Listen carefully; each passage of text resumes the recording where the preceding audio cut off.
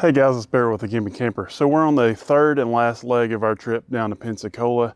We're in Montgomery, Alabama on the way back home. And we decided to take a couple of days and stop here because of this beautiful COE campground called Guntersville Hill. I never heard about this campground before, and I saw a video that a friend of mine did that also has a channel called Kicking It Van Vogt Style. I'm gonna link the video up here.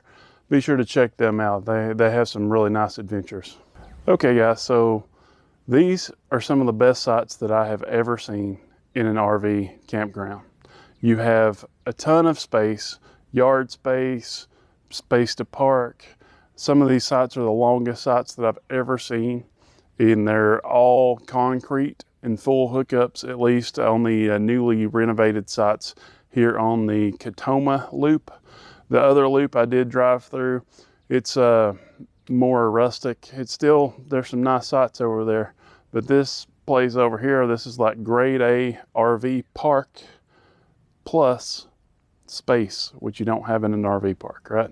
And being that it's Corps of Engineers, this is the first Corps of Engineers campground that we've stayed at, but if you have the access pass or the senior pass through the America the Beautiful system, which is now called the U.S. Park Pass or the Intra-Agency Pass. If you have that pass, I think it gives you a full 50% off here, which some places don't do 50%. Like a lot of the national forests say that you get 50% off if you don't have a premium site. Now that being said, most of these sites on recreation.gov are some of the best sites that I've been to, and the price is among the best you're going to find anyway. So this is a great place even if you don't have the discount, but if you do, woo! There are two negatives that I found to this whole park. The first one is Verizon service. So we only have one bar of 4G LTE, and I'd really like a little bit more than that. That being said, I have been able to do most of the things that I need to do. And the other is signage in the campground here. So when we first came in, they did have a big map at the office, but the guy told us we were going to the dump station because I had forgotten that we have full hookups here. And so we were going to the dump station because when we were at Fort Pickens, it was about 10 RVs deep, and I didn't want to wait because I knew we were coming to another campground that had a dump station.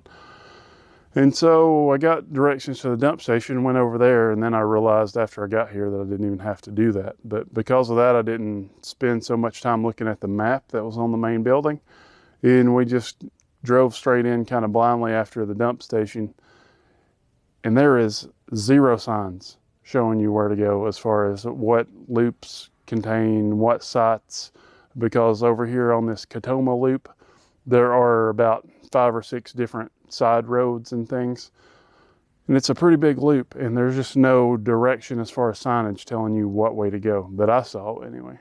That being said, the roads are huge. It's a huge campground.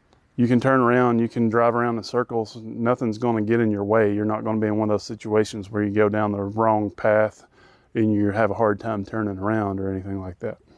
Now let's talk about the good things. I already briefly mentioned it, but number one, most of the sites here are on this lake. Some of them aren't, but a lot of them are. And they're all concrete over here on the Catoma loop. They have full hookups. The area for your picnic table and such that isn't concrete is crushed gravel, and it's all pretty level. Like, they have 0 trip hazards around here that I've actually noticed. All right, so let's talk about fees. I usually don't put prices in videos because prices change, but there's so little to talk about this place as far as the bad that I have to find something else to talk about to actually use a little bit of time, right? And these prices are pretty updated, so they're going to be updated as far as 2021, okay? So the price for the Catoma standard electric is $30 a night. So with that $30 a night, you get 50% off if you have the pass. It turns into about $15 a night. Where else are you going to stay at a full hookup site for $15 a night with a lake view? The Antioch loop apparently was a little bit cheaper, but it's going up to $26 a night after the first of the year. So right now, beginning of 2021, it's $26 a night. I'm telling you, if the availability's there, just come over here to the Catoma loop unless you really want to stay on the lake, and they have some lake sites opened up over there, because there's some pretty nice sites, but I don't think they have sewer. Most of them do have power. I think I saw some that didn't have power, but most of them have power and water. So there are 142 sites here according to the website, and 1 through 75, which is part of the Catoma loop, have been newly renovated with the concrete and all that stuff and the sewer hookups. I just can't stop saying how wonderful this place is. There is a boat ramp here if you have a boat and you want to bring a boat with you. As far as swimming from the campsites, I didn't see any that were like down on the lake. There's usually a little bit of elevation, like 10 to 15 feet worth of elevation. So it's not one of those places where you can just like go and hang out and just go jump in the water. But it's a pretty nice area. They have a couple of playgrounds here, one in each loop.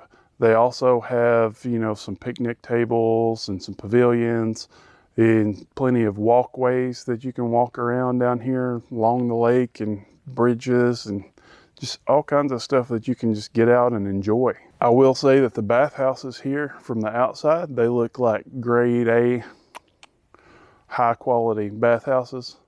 And when you go on the inside, they're clean, they're good, they're perfectly usable. But from the outside looking at it, was like, ah!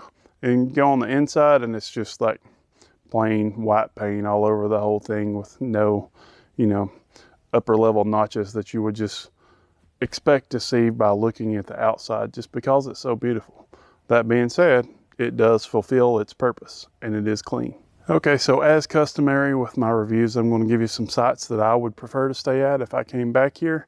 Now that being said, a lot of this is just personal preference, because all of these sites on, I think it's 1 through 75, which is the Catoma loop, they're all pretty level, they're concrete, you have a lot of space. I didn't see any of them that were crammed together. I would prefer the ones that are on the water. They have a couple of pull-throughs that work for that, but most of these are going to be back ends. But the pull-through sites here on this whole loop, they're all huge, they're still concrete. You got plenty of space to put your big old rig in there. This place is really big rig friendly. That being said, we're in site 34. And if you go all the way to the end of the road here, past the bathhouse, I did have somebody say, because this is so big rig friendly, I want to throw this out there. I usually don't add that because I usually have no idea. But if you go all the way to the end down there, apparently those sites are better for picking up satellite TV, because they said, I think it was direct TV, there wasn't any trees blocking the signal there. So as far as the sites that I would prefer, and like I say, this is just personal preference. Any of these sites are great, but I would say that I would pick site 13, 36, which is one of the longest sites that I have ever seen anywhere. Site 30, which is a pull-through site with a decent view of the lake. Site 40. Site 34, which is where we are here right now. Site 35. Site 37. Site 37 is also a large pull-through site. It's not as close to the water as a lot of the back-end sites, but it still has a view. Site 25. I just thought it was pretty. The water's more directly behind the camper, but there's a little bridge there, so it's kind of on a little peninsula-shaped piece of land, and it's just a pretty view right there. And the last one that I'm just going to throw out there is site 27. And so all of these sites over here in this loop, they're all great. I highly recommend this place, especially if you have the discount pass. And if you don't know what I'm talking about the America the Beautiful Pass or the US Park Pass, same thing. I'm going to put a link in the video that I have up here, and it just shows you the requirements and how to get that. I will say, when I made this video, I didn't have a clear understanding. Apparently, you only can get camping discounts with the senior version of the pass, either the annual or the lifetime pass. And you can get the camping discounts with the access pass, which is the handicap pass. I thought if you just bought the regular annual pass for $80, then you also got camping discounts, but that is incorrect. So thanks for joining us on this trip. I hope you like some of these places that we go. I highly recommend checking them out. On the way down to Fort Pickens in Pensacola, We did stop at another place in Montgomery, which was Jackson Lake Island. That place was great too. It wasn't, you know, in one sense as spacious of this because the sites were pretty close together, but it was such a unique experience that I highly recommend you check that place out if you hadn't, and that video is going to be linked to both. Do not forget to hit that subscribe button.